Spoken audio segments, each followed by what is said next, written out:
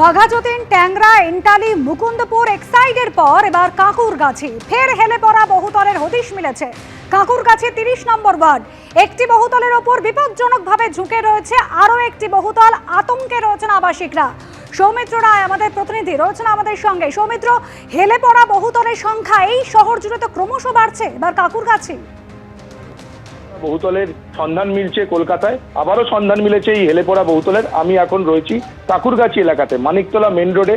আমার বাঁদিকে যে বাড়ি দুটি রয়েছে তোমাকে দেখাবো। সেই বাড়ি দুটি তুমি দেখো, এই যে সাদা যে ফ্ল্যাটটি তুমি দেখতে পাচ্ছ, এই সাদা ফ্ল্যাটটি তৈরি হয়েছে 4 বছর আগে তৈরি হয়েছে। এখানকার যারা স্থানীয় বাসিন্দারা যেমনটা জানাচ্ছেন, এই 4 বছর আগে তৈরি হওয়া সাদা যে ফ্ল্যাট, সেই ফ্ল্যাটটা দেখতে পাওয়া যাচ্ছে তার পাশের যে ফ্ল্যাট রয়েছে সেই ফ্ল্যাটের দিকে হেলে রয়েছে।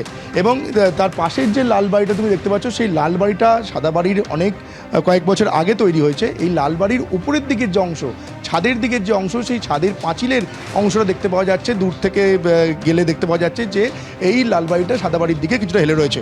এবার তোমাকে আরও একটা ছবি দেখাবো, আমার ক্যামেরাপার্সন রোজারিও দেখাচ্ছে। তুমি দেখো এই দুটো বাড়ির মধ্যে যে ব্যবধানটা, সেই ব্যবধানটা নিচ থেকে যেখানে শুরু হচ্ছে দুটো বাড়ি, সেই ব্যবধান নিচে যে ব্যবধান রয়েছে, এবার তুমি দেখো, তোমার কাছে স্পষ্ট হবে ছবিটা। নিচে যে ব্যবধান রয়েছে, এই ব্যবধানটা যতটা উপরের দিকে যাচ্ছে, এই দুই বাড়ির মধ্যে ব্যবধান ততটাই কমছে। এবং একটা সময় গিয়ে দুটো বাড়ির যেখানে দুটো বাড়ির মধ্যে যে ব্যবধান, সেই ব্যবধান অত্যন্ত কম, যার ফলে আতঙ্কে রয়েছেন আবাসিকরা। অনেক ধন্যবাদ। পরের খবরে আসবো, কাল বিজেপিকে শর্ত সাপেক্ষে সভার অনুমতি দিলেন কলকাতা হাইকোর্টের বিচারপতি তীর্থঙ্কর ঘোষ।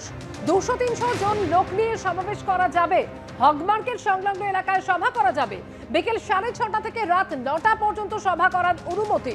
এ সম্পর্কে আরো বিস্তারিত জানবো, সৌভিক মজুমদার আমাদের সঙ্গে রয়েছেন। অর্থাৎ সৌভিক, বিজেপিকে সভা করার অনুমতি দেওয়া হলো, তবে একাধিক শর্ত বেঁধে দেওয়া হলো হাইকোর্টের তরফে।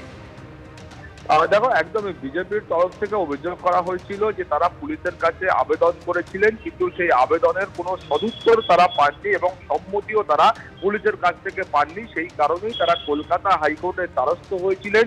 কলকাতা হাইকোর্টের মাননীয় বিচারপতি তীর্থঙ্কর ঘোষ তিনি বিজেপিকে সভা করার অনুমতি দিয়েছেন, কিন্তু কিছু শর্ত দিয়েছেন। প্রথমত তিনি বলেছেন যে বিকেল 6:30 থেকে রাত 9টা পর্যন্ত এই সময়ের মধ্যে সভা করা যাবে এবং তার পাশাপাশি 200 থেকে 300 জন এই সংখ্যার লোককে নিয়ে বা সভ্য সমর্থক নিয়ে তারা এই ধরনের সভা করতে পারবেন, সেই অনুমতি দেওয়া হয়েছে। এবং কোনো রকম উস্কানিমূলক মন্তব্য এই সভা থেকে করা চলবে না। এর পাশাপাশি যে শব্দবিধি রয়েছে, সেই শব্দবিধি মেনে এই সভা করতে হবে। পাশাপাশি পুলিশকে উদ্দেশ্য করে বলা হয়েছে এলাকার আইন শৃঙ্খলা যাতে স্বাভাবিক থাকে, তার জন্য যা যা পদক্ষেপ গ্রহণ করা দরকার পুলিশকে সেই সমস্ত পদক্ষেপ গ্রহণ করতে হবে। অর্থাৎ বিজেপির যে সভার আবেদন জানিয়ে কলকাতা হাইকোর্টে এসেছিল, শর্ত সাপেক্ষে সেই সভা করার অনুমতি আজকে কলকাতা হাইকোর্ট দিয়েছে। অমৃতা, ধন্যবাদ সৌভিক।